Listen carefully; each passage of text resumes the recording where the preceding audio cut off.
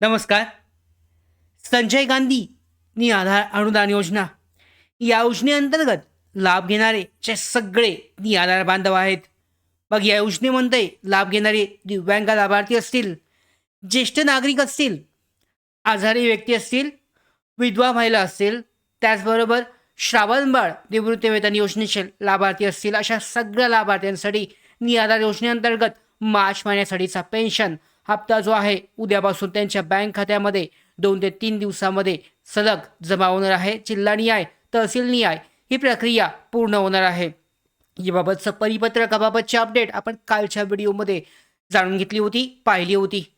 पाहू शकतात. तरीसुद्धा लाभार्थ्यांच्या अशा अपेक्षा आहेत, दिव्यांग बांधव असतील किंवा सर्व निराधार योजनेअंतर्गत लाभ घेणाऱ्या सगळ्या बांधवांच्या अपेक्षा आहेत की त्यांचं या अगोदरचा जो पेन्शन आहे थकीत राहिलेलं त्यांना मिळालं नव्हतं ते त्यांना मिळावं. कारण बहुतांश लाभार्थ्यांना सलग 5 ते 6 महिने पेन्शन जो आहे हे आलं नव्हतं. तर शासनाने या थकीत पेन्शनबाबत नक्की काहीतरी निर्णय घ्यावा अशी त्यांची अपेक्षा आहे. त्याचबरोबर काही लाभार्थी अशा आहेत त्यांची KYC वगैरे सगळी प्रक्रिया पूर्ण आहे, तरीसुद्धा त्यांना पेन्शन हप्ता मिळत नाही आहे. तर त्या लाभार्थ्यांनी काय करावं हे सुद्धा आजच्या व्हिडिओमध्ये आपण जाणून घेणार आहोत. व्हिडिओ अत्यंत महत्त्वाचा आहे सगळ्या निराधार बांधवांसाठी. जास्तीत जास्त बांधवांपर्यंत शेअर करा. त्याचबरोबर नवीन असाल मराठी बिग गाईड यूट्यूब चॅनलवर तर सबस्क्राईब करून घ्या आणि बेल आयकॉनला सुद्धा क्लिक करा, म्हणजे सगळ्या महत्त्वाच्या अपडेट तुमच्यापर्यंत वेळेवर पोहोचतील. तर व्हिडिओला सुरुवात करूयात. अत्यंत महत्त्वाची अशी अपडेट आपण पाहणार आहोत. जो निराधार योजनेअंतर्गत लाभ दिला जातो यामध्ये थकीत पेन्शनबाबतची जी अपडेट आहे ती पाहणार आहोत. तर सुरुवात करूयात.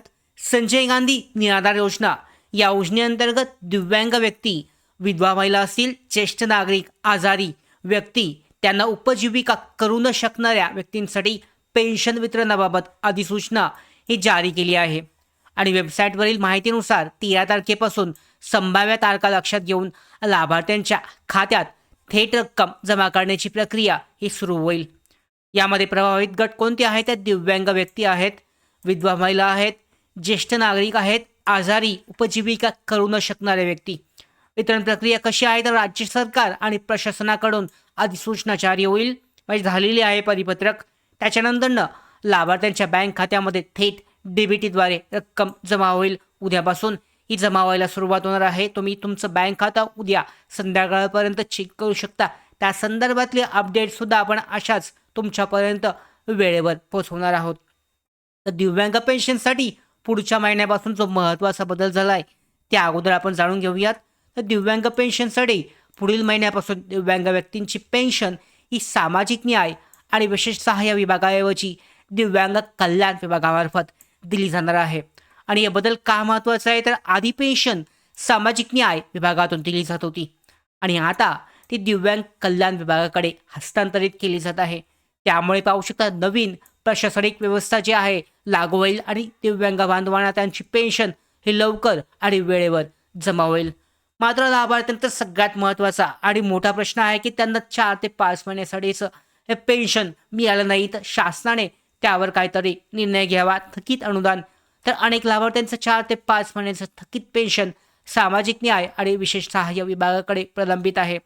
कारण पाहू शकता काहींच्या तांत्रिक अडचणी होत्या, म्हणजे यामध्ये जे निराधार बांधव आहेत त्यांच्याकडून कोणतीही अडचण नव्हती. शासनाकडच्या तांत्रिक अडचणी आणि त्या कारणामुळे त्यांना हप्ता मिळाला नाही आणि त्यांची काही चुकी नसताना त्यांना हप्ता मिळाला नाही. यावेळेला दुसरं कारण जे आहे कागदपत्रांची प्रक्रिया अपूर्ण. आता यामध्ये लाभार्थ्यांकडून प्रक्रिया पूर्ण झाली, मात्र शासकीय स्तरावर ही प्रक्रिया अपूर्ण राहिली. त्यामुळे लाभार्थ्यांना पैसे जमा झाले नाही आहेत. काही लाभार्थ्यांच्या बँक खात्यामध्ये रक्कम ट्रान्सफरच झाली नाही आहे. यामध्ये सुद्धा लाभार्थ्यांची काही चुकी नसताना त्यांना हप्ता मिळाला नाही. मात्र हे अनुदान आधीच मंजूर झालेलं असल्यामुळे लाभार्थ्यांना ती रक्कम मिळणं आवश्यक आहे. तरीसुद्धा थकीत अनुदानाबाबत शासनामार्फत कोणताही निर्णय घेण्यात आलेला नाही आहे. अर्थसंकल्पीय अधिवेशन 6 मार्चला जारी झालं, घोषणा झाली. त्यावेळेला अपेक्षित होतं की जे थकीत अनुदान आहे पेन्शनबाबत शासनाकडून काहीतरी निर्णय घेतला जाईल, मात्र तरीसुद्धा निर्णय झालेला नाही आहे. दिव्यांग बांधवांसाठी आपल्याकडे काय महत्त्वाचा सल्ला आहे, तर दिव्यांग लाभार्थ्यांनी नवीन विभागाकडे म्हणजे दिव्यांग कल्याण विभागाकडे जाऊन आपल्या थकीत रकमेचा हिशोब मागावा. जर रक्कम मिळाली नाही तर सरकारने तांत्रिक किंवा कागदी कारण स्पष्ट करावं की नक्की का थकीत अनुदान हे दिलं जात नाहीये. जर यामध्ये लाभार्थ्यांची काही चूक नाहीये, निराधार बांधवांची काही चूक नाहीये, तर त्यांचा जो थकीत पेन्शन आहे हे का दिलं जात नाही याचं कारण स्पष्ट करावं. तर स्थिती कशी आहे, तर थकीत अनुदान सामाजिक न्याय विभागाकडून पेन्शन यामध्ये 4 ते 5 महिन्याचं प्रलंबित आहे. समस्या आहे की रक्कम खात्यात जमा होत नाही. त्यावर उपाय काय आहे, तर नवीन विभागाकडून पेमेंट किंवा स्पष्ट माहिती देण्यात यावी. नवीन विभागाचं उत्तर काय आहे, तर यामध्ये दिव्यांग कल्याण विभागाकडे तुम्ही गेलात तर त्यांचं उत्तर असं असेल की पहिल्या विभागाकडून तुम्ही ती जी पेन्शन आहे प्रलंबित आहे ती त्यांच्याकडून घ्यावी. तर यासाठी सरकारने काहीतरी उपाय काढणं आवश्यक आहे. ॲडजस्टमेंट समायोजन करणं आवश्यक आहे.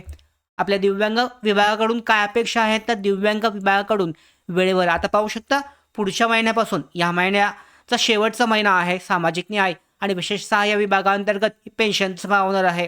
मात्र पुढच्या महिन्यापासून यामध्ये दिव्यांगांसाठी स्वतंत्र दिव्यांग कल्याण विभाग पेन्शनचा हप्ता हा देणार आहे आणि या कारणामुळे त्यांच्याकडून अपेक्षा अशी आहे की आत्तापर्यंत ज्या पद्धतीने लेट होत होतं, उशिरा होत होतं, तसं न होता दिव्यांग विभागाकडून नियमित आणि वेळेवर पेन्शन वितरण करण्याची मागणी ही केली जात आहे. त्यामध्ये मुख्य अपेक्षा आहेत की निश्चित एकच तारीख फिक्स करावी आणि त्या तारखेला जाहीर तारखेलाच खात्यामध्ये लाभार्थ्यांच्या पेन्शन ही जमा व्हावी. ज्या काही तांत्रिक समस्या असतील त्या दूर कराव्यात. दिव्यांग सहाय्यक पोर्टलवर सुद्धा नोंदणीमध्ये अडचणी सध्या लाभार्थ्यांना येत आहेत, तर त्या अडचणी त्वरित यामध्ये सोडवाव्यात, पूर्ण कराव्यात.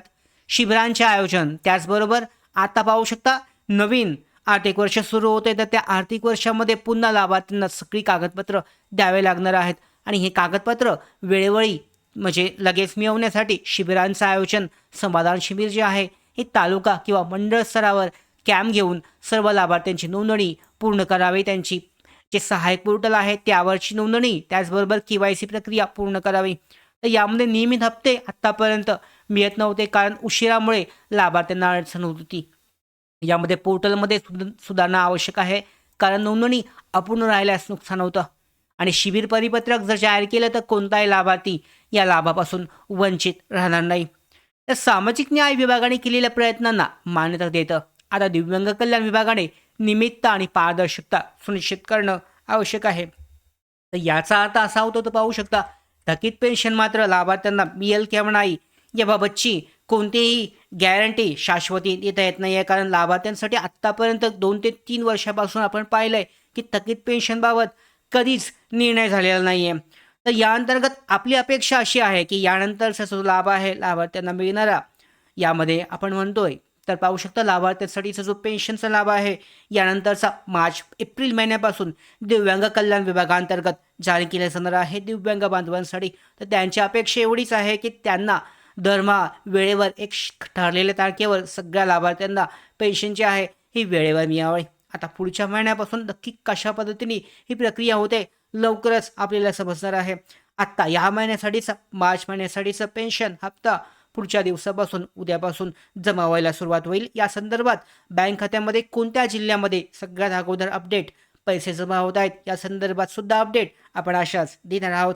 सगळ्या महत्त्वाच्या अपडेट येण्यासाठी मराठी बिग गाईड यूट्यूब चॅनलला सबस्क्राईब करा. धन्यवाद.